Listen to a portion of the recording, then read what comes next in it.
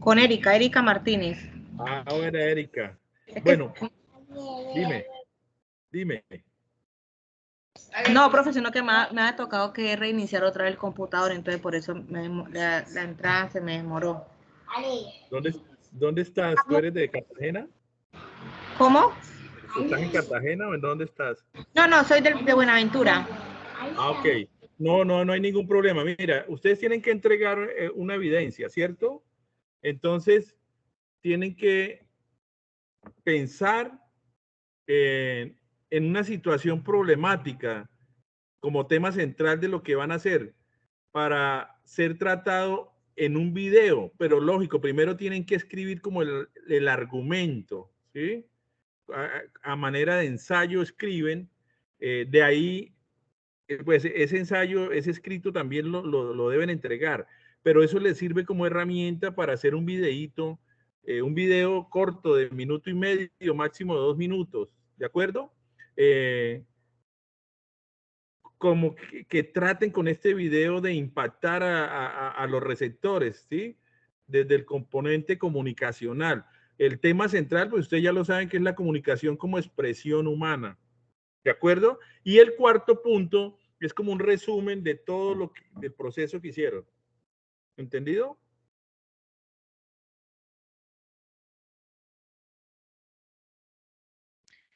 O sea, el texto sería como si fuera el guión para uno realizar el video.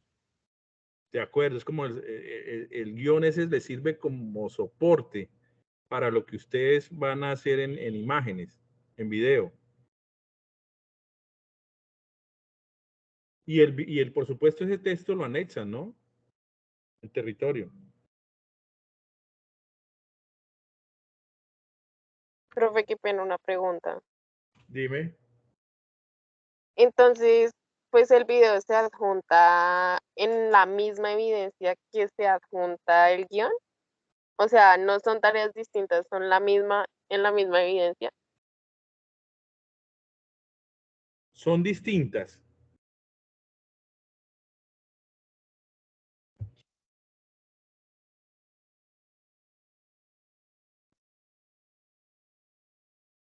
Pero, o sea, qué pena, profe. O sea, el guión lo enviamos a la misma parte que enviamos el video.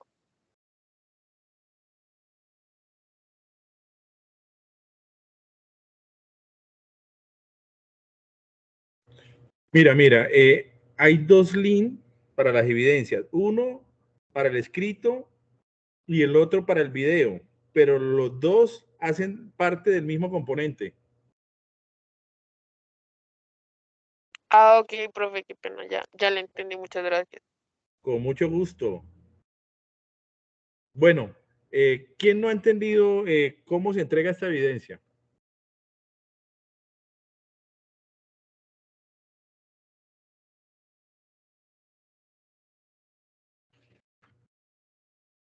Es hasta el 7 de diciembre que ustedes tienen plazo, ¿de acuerdo?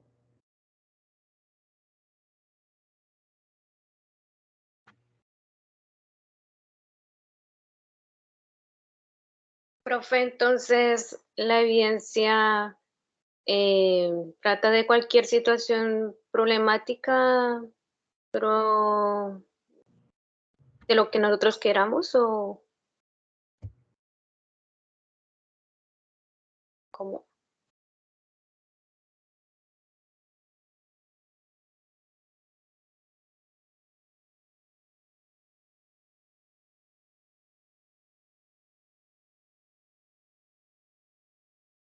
Sí, de lo que ustedes quieran. O sea, ustedes utilizan la comunicación para expresar algo sobre una temática, ya sea problemática social, una problemática económica, política, ¿cierto? Eh, sí, lo que ustedes crean, ¿sí? Ya es producto de la imaginación de ustedes que plasman en el video, pero por supuesto el apoyo es el escrito.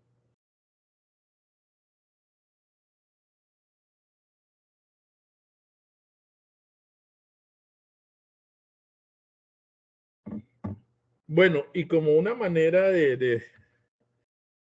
de cómo apoyar lo que ustedes van a hacer, pues hoy les tengo el video que les quedé viendo anoche de comunicación asertiva, y tengo otro par de conferencias muy cortas que quiero que le pongan mucho cuidado, que les va a servir de mucho, no solo para el trabajo que van a hacer, sino para toda la vida, lo que tiene que ver con la comunicación. Habíamos dicho anoche, habíamos hablado algo sobre la comunicación asertiva. Ustedes, algunos dieron su opinión de qué se trataba. Yo les decía que, como su nombre lo indica, es acertar en las palabras que uno utiliza para decirle algo a alguien y que esta persona quede satisfecha con lo que recibe, con el mensaje que uno recibe. Y por supuesto, uno como emisor quede también satisfecho con el mensaje que envío. Entonces, vamos a ver este videito de 5 minutos sobre comunicación asertiva.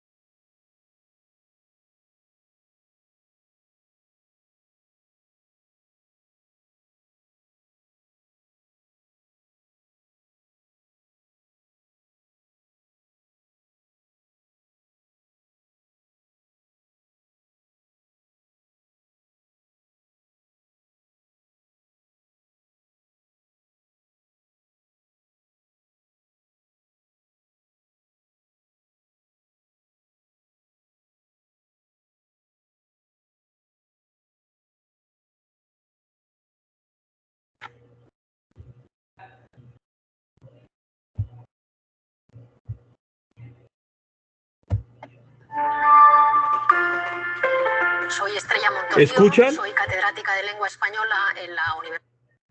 Sí. Sí, profe. Sí, señor. Bueno, ahí Estoy va. fascinada por el lenguaje y la comunicación. Señor. Soy Enrique Escandón, especialista en dirección y comunicación educativa, docente y padre. Es un placer conversar contigo, Estrella. Eres una magnífica comunicadora, especialista en comunicación y que además acabas de publicar tu último libro, que versa sobre la comunicación, la conversación.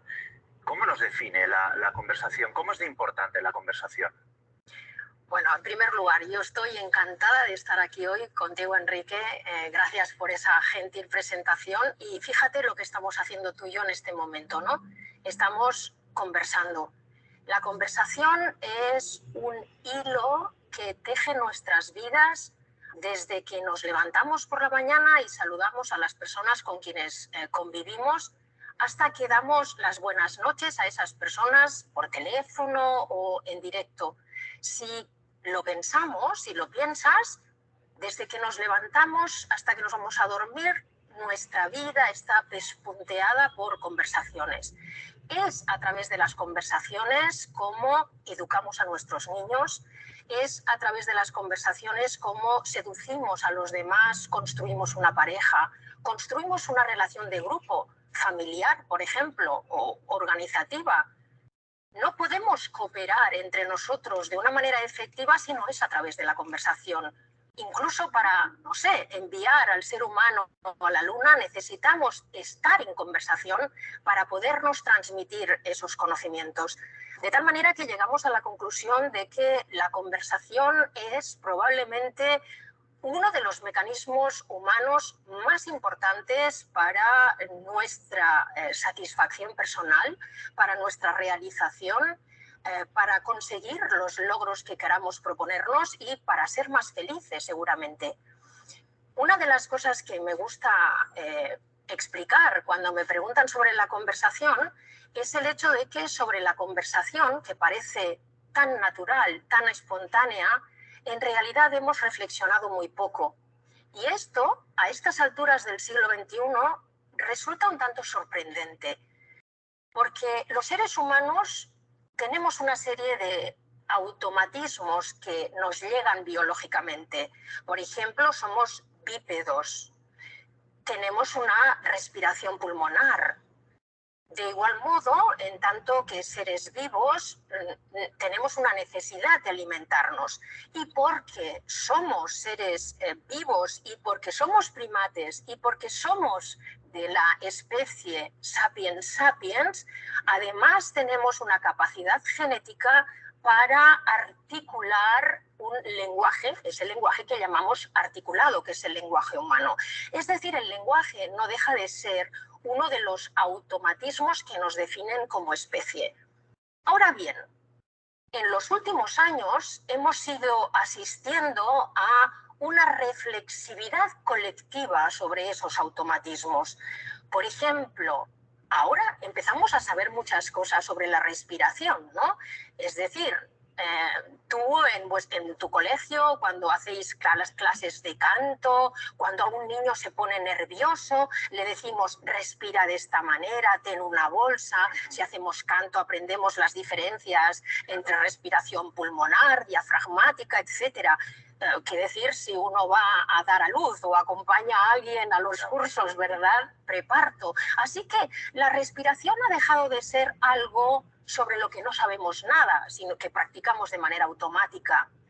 ¿Qué podemos decir del hecho de alimentarse? Ahora todos en general tenemos una enorme cantidad de información sobre tipos de alimentos. Así sabemos que hay alimentos que efectivamente son buenos para nosotros, potencian nuestra energía y son saludables, pero sabemos muy bien que hay alimentos que debemos rehusar y de hecho asistimos, ¿verdad?, a un festival de revistas, publicaciones, blogs, programas de televisión sobre la alimentación, sobre la nutrición. Ahora bien, ¿qué ocurre con la conversación? ¿Qué tipo de plataformas de reflexión tenemos sobre la conversación? Ninguna. Estamos en un estadio de irreflexividad total sobre este mecanismo que, volviendo al inicio de mi respuesta, en realidad es consustancial con nuestra vida cotidiana y es consustancial con nuestra construcción de nosotros mismos, ¿verdad? Porque, como acabamos de ver, ¿cómo nos presentamos ante los demás? ¿Cómo nos estamos presentando tú y yo a través de esta conversación? ¿Cómo establecemos relaciones con los demás? A través de la conversación. Así que la conversación merece que le dediquemos mucha más atención de la que hasta ahora le estamos dedicando. Estrella, el título de tu último libro es Cosas que pasan cuando conversamos. Cuéntanos, ¿qué planteamiento hay en qué cosas pasan de verdad cuando estamos estableciendo esa conversación? ¡Wow! Esta es una pregunta magnífica que te agradezco mucho porque en realidad ocurren un sinfín de cosas fascinantes y espero convencerte de ello cuando dos personas o más personas conversan, ¿no? Muchas de esas cuestiones, de esos fenómenos que se producen, hay que hacerlos aflorar, hay que reflexionar sobre ellos porque parecen muy imperceptibles. Por ejemplo, los estudios de personas que se están llevando a cabo con personas que están hablando nos permiten observar que las personas que conversan, especialmente si la conversación resulta agradable y tiene algo de resonancia, como esperemos que sea esta, ¿verdad?, las personas empiezan a, de algún modo, hacer un fenómeno de espejo, es decir, empiezan a sincronizar de manera muy sutil no solo su ritmo de habla, si uno va más deprisa, el otro se acelera sin darse cuenta, sino también su propio cuerpo, que se adapta sincrónicamente al del otro. Es decir, de algún modo, dos personas que conversan entran en ritmo. Pero además, cuando conversamos, se producen otros fenómenos de pautas de las que no somos conscientes. Por ejemplo, parece que las personas sabemos cuándo nos toca hablar y cuándo en cambio nos toca escuchar. Es decir, en una conversación real, no jerárquica, relajada, coloquial, las personas se van alternando los papeles, si no es un discurso, ¿no? Si solo habla uno, entonces hay uno que habla y hay uno que escucha y este que escucha cambia su rol y pasa a hablar, ¿no? Bien, pues parece como si las personas supiéramos los pasos de este baile, porque en general sabemos respetar nuestro ritmo cuando estamos conversando. Todos conocemos gente que en realidad quizá no parece conocer también esos patrones, ¿no? Son esas personas que a veces entran en una conversación como elefante en una cacharrería, ¿cierto? Que entran cuando no toca y dicen cosas cuando ya hemos dejado de hablar de ellas, porque parecen no dominar bien esos patrones implícitos de la conversación. Conversar es de algún modo como bailar, ¿verdad? Pero todos sabemos que a veces hemos bailado con personas que, ¡paf!, te pisan. Y además te pisan reiteradamente. ¿Eso cómo se produce en la conversación? Es cuando las personas interrumpen. La interrupción es un fenómeno muy interesante porque muestra cómo es de importante el turno de habla para todos nosotros al mostrarnos cómo nos sentimos cuando alguien nos interrumpe. Hay diferentes maneras de que las voces de dos personas se solapen. A veces, dos personas se solapan porque una de ellas intenta ser muy colaborativa y entiende también lo que la otra persona quiere decir, que de algún modo la apoya, le acaba la frase. Esto es muy común entre gente que se conoce mucho y se tiene mucha confianza, ¿no?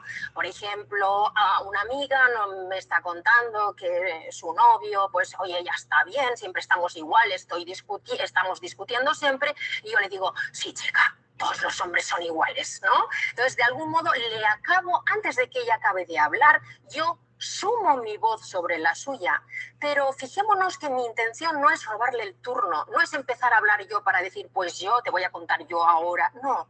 Yo estoy reforzando su punto de vista, estoy mostrándole mi total aquiescencia con eso que ella está contando. Este fenómeno en lingüística se denomina un solapamiento colaborativo y es muy común en una cultura como la nuestra, la mediterránea, donde muy a menudo nosotros empezamos a hablar cuando la otra persona todavía no ha acabado. Esto no lo sentimos como una agresión, como el caso de la amiga que se solapa encima de la otra, siempre que el objetivo de ese pisotón no sea quitarte el turno, sino decirte estoy completamente de acuerdo contigo. Ahora bien, ¿qué ocurre cuando una interrupción tiene como objetivo callar tu voz para hablar yo? Por ejemplo, cuando en una relación claramente de poder, por ejemplo, entre un superior y un colaborador, un trabajador, el trabajador está contando qué es lo que ha ocurrido, por ejemplo, en la cadena de montaje, no, porque el otro día lo que teníamos es que la velocidad de paso fue... Bueno, siempre me estáis contando lo mismo, no te dejo acabar porque ahora voy a hablar yo. Ese tipo de interrupción resulta muy lesivo, porque, fíjate, nos han robado el terreno. De algún modo es lo que llamamos un solapamiento competitivo. La interrupción es un fenómeno comunicativo que nos permite, en tanto que observadores, advertir las relaciones de poder. No tenemos más que pensar en a quién interrumpiríamos nosotros y a quién no. Está claro que si estamos, por ejemplo, delante de un director o directora de recursos humanos que tal vez nos va a contratar para un muy buen trabajo, aun cuando esa persona pueda tener un ritmo cansino y lento, nosotros vamos a esperar disciplinadamente a que acabe de hablar y no lo vamos a interrumpir porque somos conscientes de que en esa situación el poder, la autoridad lo tiene la otra persona y no es conveniente interrumpir.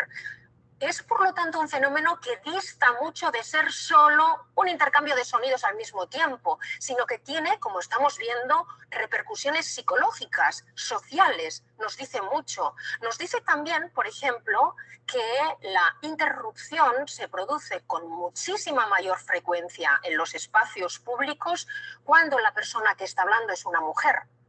Esto lo indica la bibliografía especializada y desde luego es consistente con mi propia experiencia en formación de personas con cargos directivos, porque cuando son ellas, la primera patología comunicativa que ponen enseguida encima de la mesa es cuando yo intervengo en una reunión siempre hay alguien que tiene muchas ganas de empezar a hablar. Pensemos en la situación, porque estoy segura de que muchas de las personas que están viendo nuestra conversación han tenido esta experiencia, han tenido la experiencia de ser interrumpidas por alguien. Y sabemos que uno de los mecanismos dificultosos de la interrupción es recuperar de nuevo el turno. Así que fíjate que la interrupción, que parecería una banalidad, dista de ser algo trivial y en realidad nos aporta una enorme información al respecto. La interrupción es un caso muy evidente, cuando es voluntaria y deliberada, de comunicación hostil. Y aquí también creo que los adultos, como educadores, tenemos una responsabilidad. La responsabilidad de mostrar a nuestros niños y a nuestros jóvenes cuando están en situaciones comunicativas tóxicas y de hostilidad. Por ejemplo, es algo que propongo mucho a mis estudiantes. Cuando uno llega con una alegría y la quiere compartir y dice algo como: he sacado una matrícula de honor en física, y lo que se encuentra al otro lado, en lugar de una ampliación de la alegría, es un comentario del tipo: ah, qué bien. O, ah, sí, pues María ha sacado matrícula de honor en física y también en lengua, ¿no? Entonces, a veces uno tarda mucho en darse cuenta de que hay patrones comunicativos que son alertas, son como luces rojas que te indican: atención, porque esta persona es tóxica. Contrariamente, todos tenemos también experiencia de comunicación que es terapéutica. Por ejemplo, la conversación terapéutica, ¿no? La que uno tiene con profesionales de la sanidad especializados en mantener un tipo de conversación que te cura por el procedimiento de escucharte atentamente, de volverte parte de esa escucha en forma de preguntas, hacerte pensar y mediante ese ping-pong conversacional sanar tu ánimo. Es decir, que la conversación, por supuesto, tiene también unas enormes cualidades terapéuticas. Por eso necesitamos dedicar más reflexión a las conversaciones que llevamos a cabo. Me gustaría ampliar, sí, sobre los delincuentes conversacionales. Me ha parecido un término realmente interesante. Bueno, delincuente conversacional es una etiqueta que me inventé en su momento para mostrar a mis estudiantes en la universidad que efectivamente en las conversaciones hay unas reglas implícitas. Estas reglas implícitas no me las he inventado yo, ni mucho menos, sino que las describió un filósofo del lenguaje, Rice, que es un personaje muy importante en los estudios del lenguaje. Este señor fue el primero que describió la conversación coloquial no como un algo caótico, completamente desorganizado, sino como algo sistemático, donde había una serie de patrones. En concreto, él definió la conversación, fíjate qué bonito, como un tipo de intercambio regido por el principio de cooperación. Dos personas que conversan, por definición, están cooperando. ¿En qué sentido cooperan? Él lo describió después, este principio de cooperación, en 4 máximas. Dijo: normalmente las personas, cuando conversamos, cooperamos y nos movemos regidos, por ejemplo, por el principio de sinceridad. En principio, a la gente le decimos la verdad. Es decir, que si alguien nos pregunta la hora, no le vamos a decir una mentira descarada, porque sí, ¿no? Después tenemos otro principio importante, que es el de cantidad. Es decir, en principio se espera que las personas haremos a la conversación contribuciones informativas ajustadas a la situación, ni más largas ni más breves.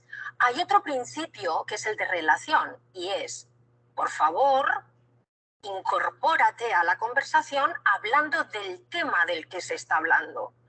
Y finalmente hay un principio relacionado con la manera. En principio, exprésate de modo claro. ¿Qué ocurre?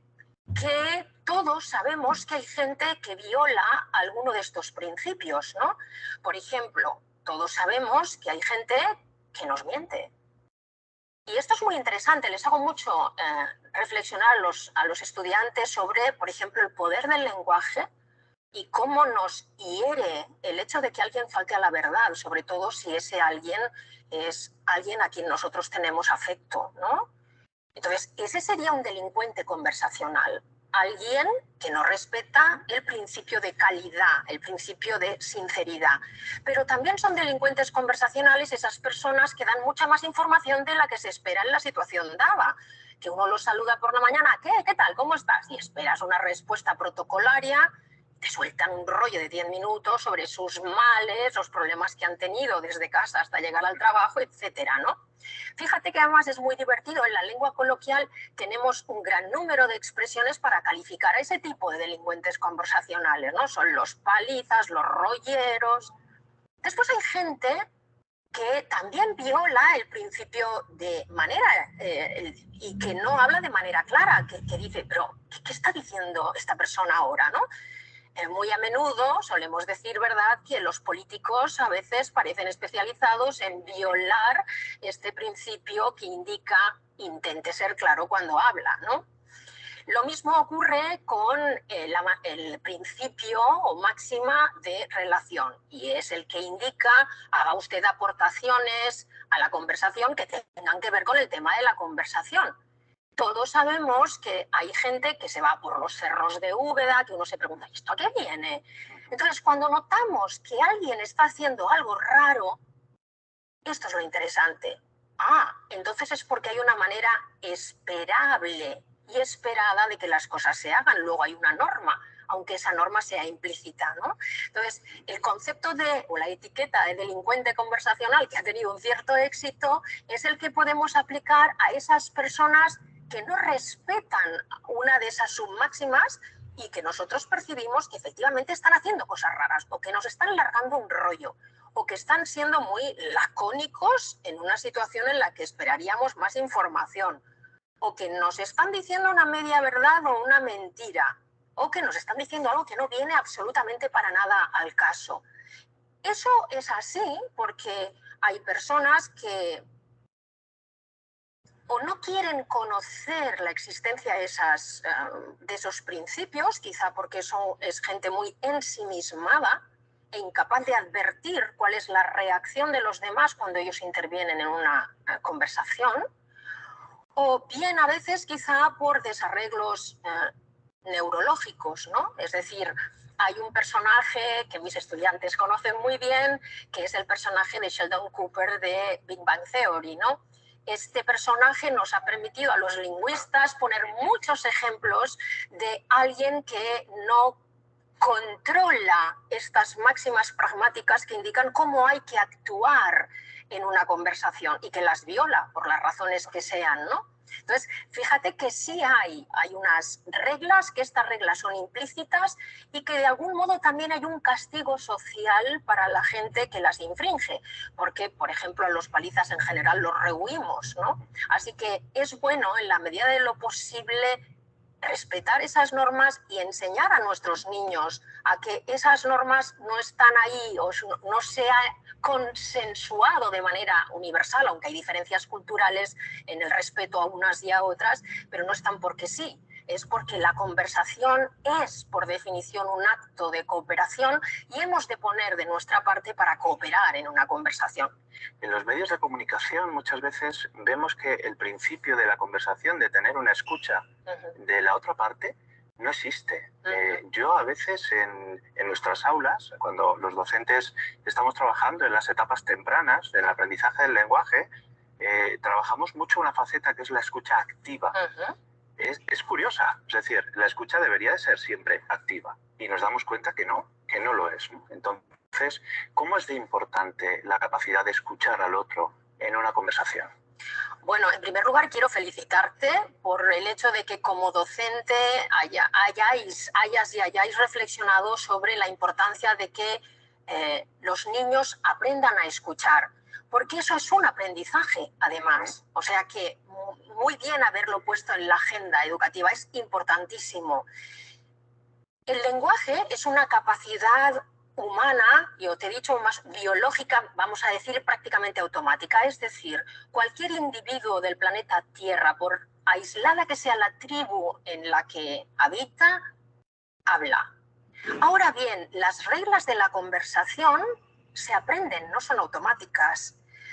Entonces, nosotros todos conocemos a gente que no sabe escuchar, que se comportan como niños que todavía no han recibido esa educación, ¿no? Niños a los que todavía no les han enseñado esto de espera un momentito, que ahora está hablando tu abuela, espera, vamos a escucharla y luego no te preocupes que, a ver, ¿qué nos querías contar? No, que hoy en el colegio, vale.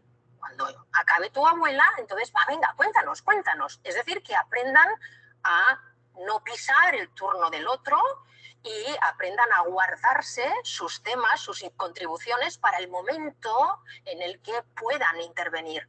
Del mismo modo, a escuchar de manera atenta también hay que aprender, y a veces la impaciencia infantil lleva a no escuchar. Aunque los niños tienen una capacidad de escucha sobresaliente, diría, mucho mayor que la de muchos adultos. Efectivamente, para conversar de manera solvente, lo primero es que hay que escuchar. Y eso se nota muy bien cuando, por ejemplo, en una conversación tenemos a uno de los, por ejemplo, en una cena, uno de los comensales que ha notado una vibración en su aparato móvil y entonces baja la vista durante unos minutos porque está contestando, 1 minuto y medio, que él considera que es una nadería, ¿verdad? 1 minuto y medio. No obstante, cuando incorpora su cabeza, normalmente interviene mal, ¿no? Y dice, oye, ¿por qué tal? No. Calla, Juan, que ya no estábamos hablando de eso. O dice, ¿qué? Y le tenemos que poner, ¿verdad?, al día, al momento de lo que estábamos hablando. Porque perder la escucha durante 1 minuto significa que ya no vas a entrar a tiempo, ya no vas a ritmo con tu interlocutor. Escuchar es muy importante, mucho más en un momento como este, en una etapa como en la que estamos, en el que tenemos una carencia creciente de un lado de tiempo y de otro de atención en foco.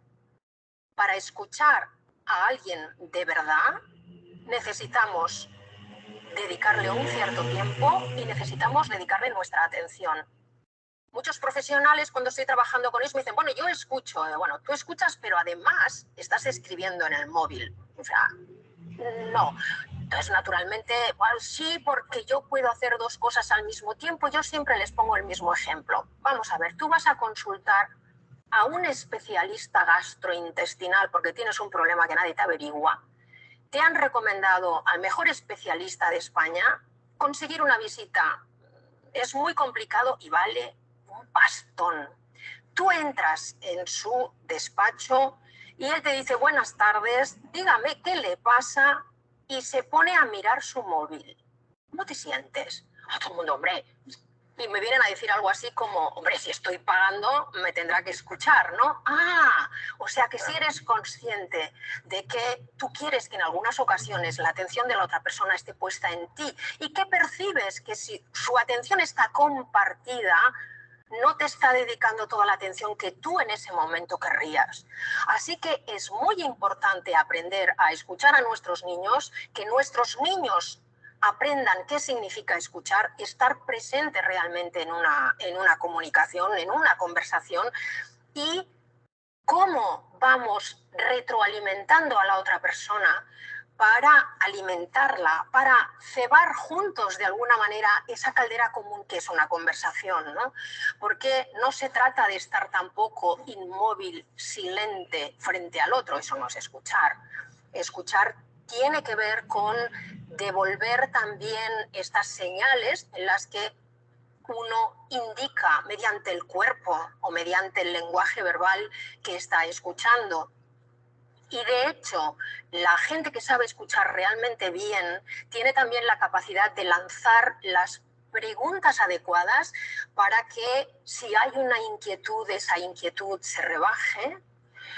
Si hay una alegría, un interés, algo estimulante que la otra persona, por ejemplo un niño, quiere compartir con nosotros, eso se amplifique mediante un procedimiento de escucha activa. E insisto, yo creo que la metáfora que hemos utilizado al principio, ¿no? Una conversación es como un baile, nos sirve ahora para decir que dos personas no pueden bailar si una no está escuchando bien la música, porque entonces no entran a ritmo. Así que escuchar es fundamental. No hay buena conversación sin escucha.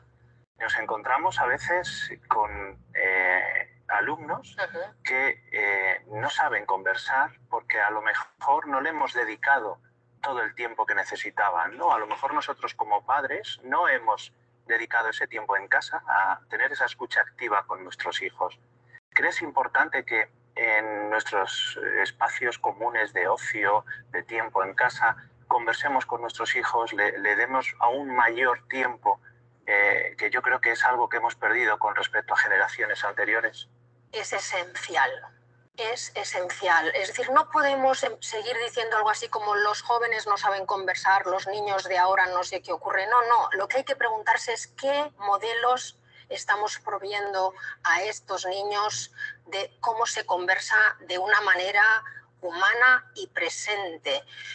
Las generaciones actuales es posible que no tengan muy buenos ejemplos de conversaciones en presencia y en atención plena. Yo suelo decir que uno de los mejores regalos que uno le puede hacer a alguien a quien quiere realmente es regalarle el tiempo y la atención de una buena escucha. Así que es lo mejor que podemos hacer para nuestros niños. Estuve reflexionando mucho sobre eso y me inventé un juego conversacional. Es un juego como de mejora de la conversación familiar y tenía una serie de fases que si quieres te cuento. Por favor. Pues estas fases son las siguientes. La primera fase, la primera regla del juego es: tenemos que estar todos los de la familia haciendo la misma actividad placentera, reunidos, por ejemplo, en una mesa, porque así nos podemos ver todos las caras. Yo proponía la hora de la cena, es una hora ideal porque podemos proponer la pregunta común de ¿cómo te ha ido el día? ¿Cómo te has sentido hoy? Etcétera, ¿no? Entonces, hay una segunda regla, y esta es la difícil de verdad, que es: no va a haber ni un solo dispositivo a la vista.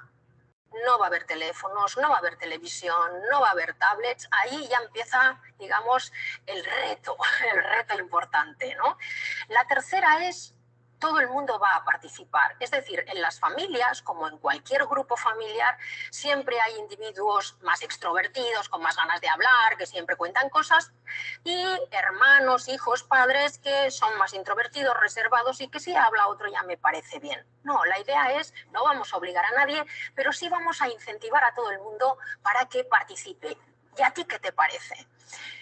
La cuarta es: no vamos a interrumpirnos. Es decir, cuando alguien esté hablando, pues vamos a respetar su turno. Y vamos a enseñar a nuestros pequeños eso que antes comentábamos de espera, espera, espera, ¿no? ¿Cómo? Les vamos a enseñar un mecanismo. Por ejemplo, que si tienen algo que quieren contarnos y no se quieren olvidar, van a poner su cuchara en medio de la mesa, que quiere decir tengo un tema pendiente, ¿no? Y es un aprendizaje de dejar como en una estantería mental eso que quiero compartir con vosotros mientras estoy hablando con todos vosotros. Bueno, yo creo que con estas 4 reglas hemos mejorado en mucho en esa práctica de olvidar nuestros dispositivos y otros interlocutores que en este momento no están aquí fuera. Mi tiempo, mi atención están para aquí y ahora. Vamos a hablar todos. Y vamos a invitar a hablar también a los que suelen ser más austeros en su discurso.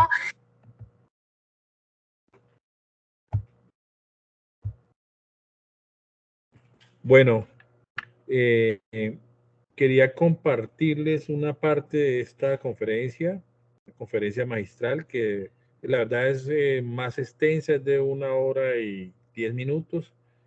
Ya completamos la mitad, pero ahí lo esencial de lo que quería yo que ustedes entendieran sobre comunicación y sobre comunicación asertiva, ya lo oímos y lo vimos. Bueno, antes de terminar, entonces reiterarles el trabajo que ustedes deben entregar. Piensen de nuevo, quiero contarles, repito, en una situación problemática como tema central, hagan un escrito a manera de ensayo. Este escrito lo entregan, pero les sirve mucho para hacer ese video de minuto y medio, 2 minutos. Ustedes deben buscar es cómo dar a conocer de forma impactante al receptor del comportamiento comunicacional, ¿no? Entonces, no, yo los acompaño hasta ahora, les agradezco mucho y nos vemos mañana. Definimos, qué vergüenza hoy porque estaba programado para las 7, pero luego llegamos a un acuerdo y me volvieron a dejar a las 8:30. Entonces mañana nos encontramos en cualquier momento. Por la noche, pero definimos si a las 7 o a las 8:30. ¿Alguien tiene alguna inquietud? Yo, profe. Dime. Profe, pues qué pena, la primera es que, bueno, solo una sí. Lo que pasa es que era para preguntarle si el próximo miércoles vamos a tener sesión, por lo que pues ese día cae día de velitas. Lo que yo le diga es mentira, no sé. Por lo general, sé que cuando el día es festivo, ¿el día festivo es el día de las velitas o el día después? Creo que el festivo es después. Bueno, pero eso sí, por favor, pregúntenselo al instructor líder, ¿cierto? Porque yo estoy invitado a compartir con ustedes solo ayer, hoy y mañana. Y la verdad no sé de ahí para adelante.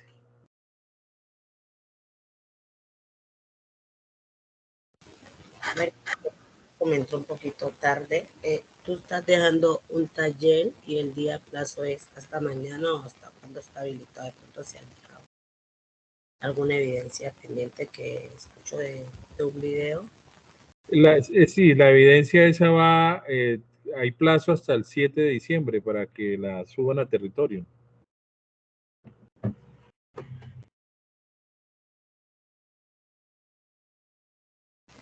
Bueno, profe, trata de un video, de armar un video. Igual yo me vuelvo a ver la grabación desde el inicio para entenderlo. Bueno, yo quiero dejarlos descansar por hoy. Les agradezco su atención, un abrazo grande y nos vemos mañana, nos encontramos mañana nuevamente en la noche. Ok, profe, gracias. Bueno, muy amable.